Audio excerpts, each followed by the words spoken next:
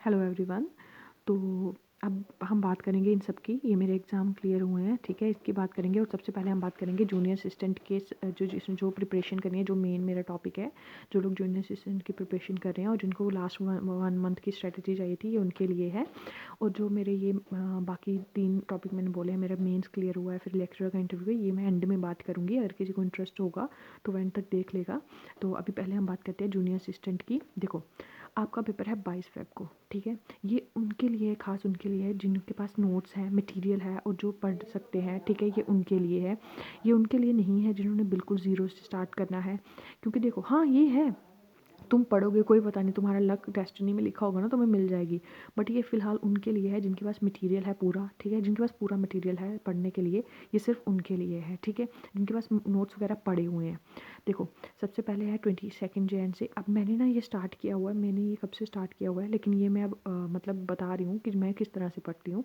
अगर मुझे last 1 month करना होता तो मैं किस तरह करती, ठीक है।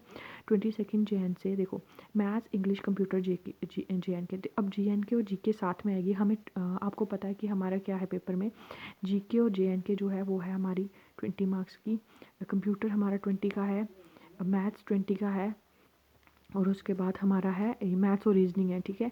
और उसके बाद हमारा है मैथ्स, रीजनिंग, कंप्यूटर, और ये हो गया हमारा, और इंग्लिश, ठीक है। इंग्लिश हमारी 20 की है, ये हमें 80 मार्क्स का पेपर आएगा, ठीक है। और हमें 60+ मार्क्स लेने हैं। अगर आपको चाहिए कि आपका टाइपिंग के लिए जाए और आप सेफ स्कोर हो आपका, तो आपको 60 से अब मार्क्स लेने ही पड़ेंगे, ठीक है। तो देखो, मैथ्स आपको क्या करना है, जैसे मैं करती हूँ, मैं सुबह 6 बजे उठती हूँ, ठीक है। उठती 5 बजे हूँ, बट 6 बजे से मैं पढ़ना शुरू करती हूँ। 6 से 9 मैं करती हूँ मैथ्स। उसके बाद मैं करती हूँ इंग्लिश। अब देखो, 9 से 10:30 बजे तक मैं वही ब्रेकफास्ट करना, नहाना वगैरह ये है।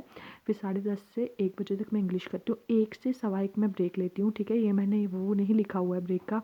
अब कुछ लोग बोलेंगे कि पूरे दिन पढ़ा नहीं जाता, तो पढ़ जाता है, ठीक है। और मैंने आपको बोला था मैं टेक्निक यूज़ करती हूँ जिसमें मैं 50 मिनट्स बैठती हूँ, 10 मिनट में ब्रेक लेती हूँ। तो वो हर हर घंटे में होता है वो मेरा। ये नहीं है कि मेरे पास टाइमर है, मैं टाइमर लगा लेती हूँ। और जब भी वो टाइम होता है तो वो टाइमर बजता है, तो मुझे पता है कि अब मुझे थोड़ा वॉक करनी है, इधर उधर घूमना है, ठीक है। तो 1 से 4 फिर मैं कंप्यूटर, और 4:30 से 7 बजे तक यहाँ भी 30 मिनट, यहाँ 30 मिनट का ब्रेक है। यहाँ से 7 तक JNK करती हूँ। और फिर 8 से 10 मैं फिर से मैथ्स करती हूँ, ठीक है। और 10 से 12 रिवीजन। 10 से 12 नहीं करती, 10 से 11:30 तक करती हूँ। 11:30 मेरी बुक्स बंद होती हैं, उसके बाद मैं सोने के लिए चली जाती हूँ। तो 10 से 11:30 मैथ्स की रिवीजन करती हूँ मैं। और आपको लगेगा इनकी रिवीजन क्यों नहीं हो रही, क्योंकि इनकी रिवीजन मैं पता कैसे करती हूँ, इंग्लिश, कंप्यूटर और JNK की। जब भी मैं पढ़ने बैठती हूँ ना, सबसे पहले मैं 15 मिनट देख लेती हूँ कि मैंने लास्ट टाइम क्या पढ़ा था, ठीक है। इनके साथ साथ में, और मैथ्स की शाम को करती हूँ क्योंकि मेरा मैथ्स बहुत वीक है, ठीक है। मेरा जब CSET वगैरह क्वालिफाई होता था तो भी मैं प्रीवियस ईयर क्वेश्चन करके जाती थी, और रोटनी को रट्टा मार मार के तो मेरा क्वालिफाई होता था। तो मैथ्स मेरा बहुत वीक है, इसलिए मुझे मैथ्स पे ज़्यादा टाइम देना पड़ता है। तो देखो, 22 से 31 जैन तक आपका JNK ख़त्म हो जाएगा, ठीक है। और बाकी वैसे ही चलेगा। फिर उसके बाद आपने 1 फ़ेब से 5 फ़ेब तक ना सेम वैसे ही करना है, बस यहाँ JNK के बाद GK करनी है। और जब आपका 5 फ़ेब तक ना आपका कंप्यूटर भी कंप्लीट हो जाएगा, फिर आपने क्या करना है, 6 फ़ेब मैंने रिजर्व्ड रखा हुआ। रिजर्व्ड का मतलब ये होता है कि अगर आपका कुछ रह गया है, जैसे कंप्यूटर का कुछ पोर्शन रह गया है या किसी और का कुछ पोर्शन रह गया, तो आप वो उस दिन कंप्लीट करोगे।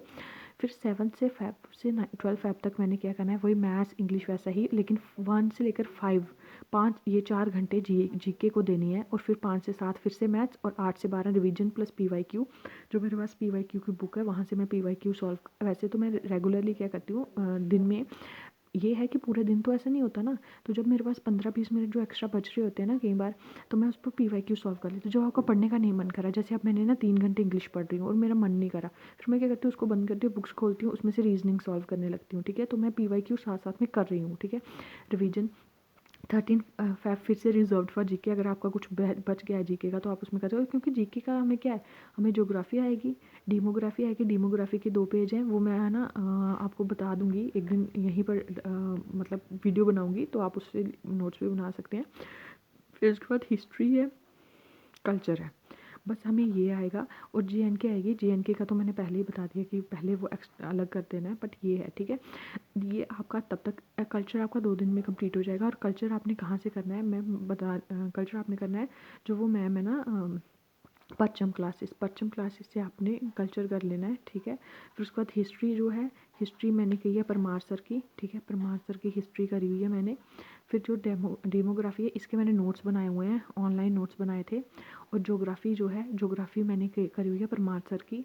और प्लस मेरे पास 11th क्लास के नोट्स थे। और आपको पता है मैंने जीकेएस में किया हुआ है, तो मेरे को ज्योग्राफी का इतनी प्रॉब्लम नहीं है। मैं ये सब मतलब जीके की मेरे को कोई प्रॉब्लम नहीं है, बट मैंने वहाँ से कर दिया हुआ है, ठीक है। फिर आपका क्या होगा, 12th फेब तक आपका ये सारा कंप्लीट हो जाएगा, मैथ्स वगैरह सब कुछ, क्योंकि मैथ्स के भी आपको ज़्यादा टॉपिक नहीं आ रहे हैं, ठीक है, 6 टॉपिक ही आ रहे हैं। फिर उसके बाद आपका 14 फेब से 20th फेब तक आपने क्या करना है, वही मैथ्स रिवीजन। देखो ये टाइम जैसे दिया हुआ है ना, 6 से 9 मैथ्स की रिवीजन, 10:30 से 12 इंग्लिश की रिवीजन। और इंग्लिश की रिवीजन कैसे करनी होती है, PYQ सॉल्व करते करते करनी होती है, ऐसे नहीं करनी होती। 12 से 7 रिवीजन GS और कंप्यूटर और जीके की, ठीक है, JNK की। अब इसमें 12 से 7 लिखा हुआ है, इसका ये मतलब नहीं है कि मैं 24 घंटे 12 मतलब 12 से 7 पूरा बैठ के करती नहीं। 12 से 7 में मैं 10 मिनट का, कभी बीच में आधा घंटे का, कभी ऐसे ब्रेक लेती रहती हूँ, ठीक है। फिर वो सॉल्व करना होता है।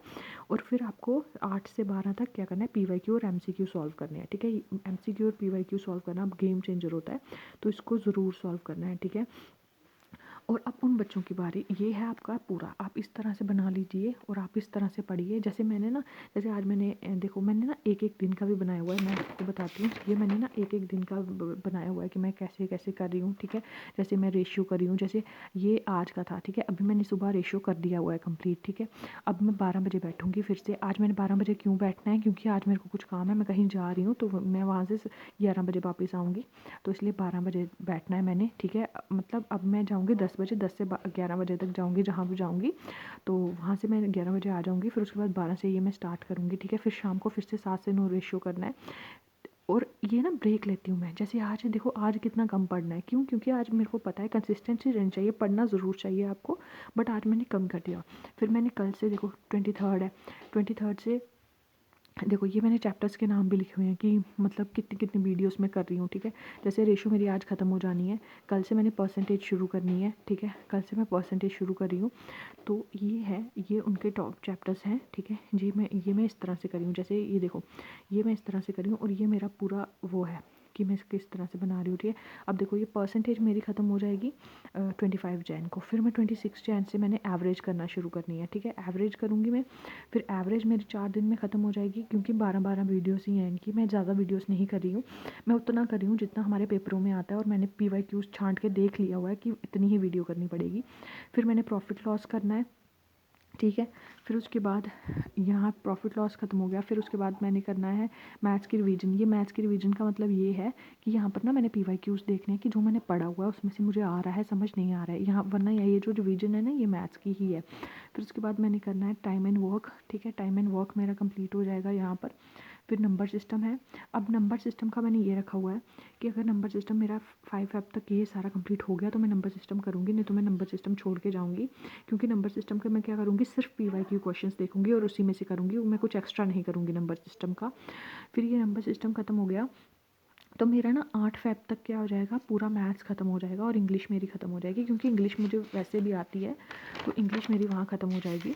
तो फिर उसके बाद देखो ये है मेरा 9 फेब से फिर उसके बाद वही मैथ, इंग्लिश, टाइपिंग में 9 फेब से स्टार्ट करी हूँ, क्योंकि टाइपिंग मेरे को करनी पड़ेगी।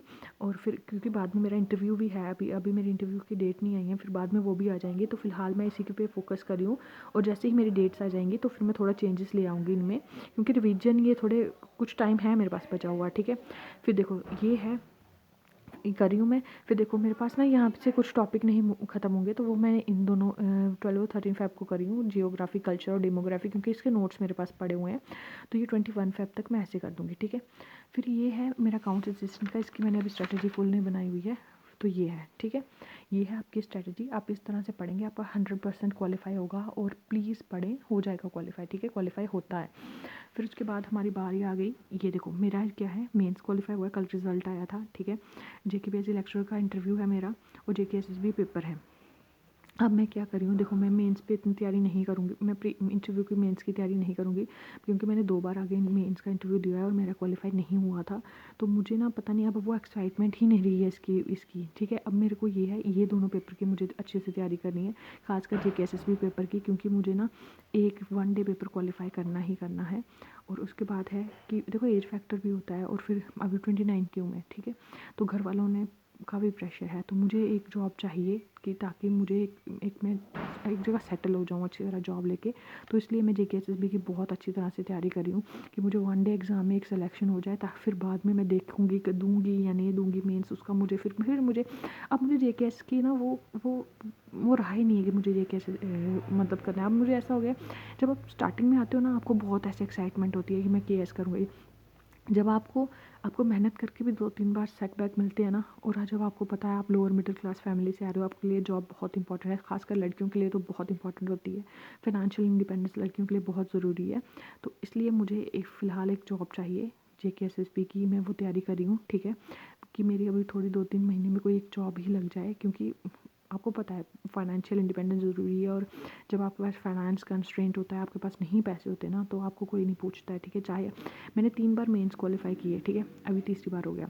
मैंने UPSC का एक बार मेंस दिया, लेकिन मुझे और मेरे साथ जो लोग कोई BLW लगाए, कोई कुछ लगाए ना, मुझे पता है उनकी इज़्ज़त क्या है और मेरी क्या है, ठीक है। मुझे कोई नहीं पूछता, बेशक मेरे क्वालिफाई हुए हैं, कोई नहीं पूछता, ठीक है।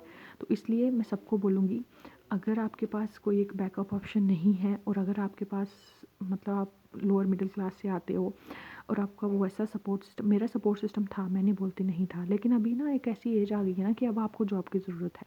तो अगर आपके पास है तो जाओ JKS मेंस के लिए। लेकिन अगर आप लोअर मिडिल क्लास से आते हो और आपके पास फाइनेंशियल इंडिपेंडेंस नहीं है, कोई बैकअप नहीं है, तो पहले एक वन डे एग्ज़ाम क्वालिफाई कर लो, और जब वो एग्ज़ाम क्वालिफाई हो जाएगा फिर आपकी मर्ज़ी होगी आप करना, नहीं होगी तो नहीं करना, ठीक है। तो मुझे यही बोलना था।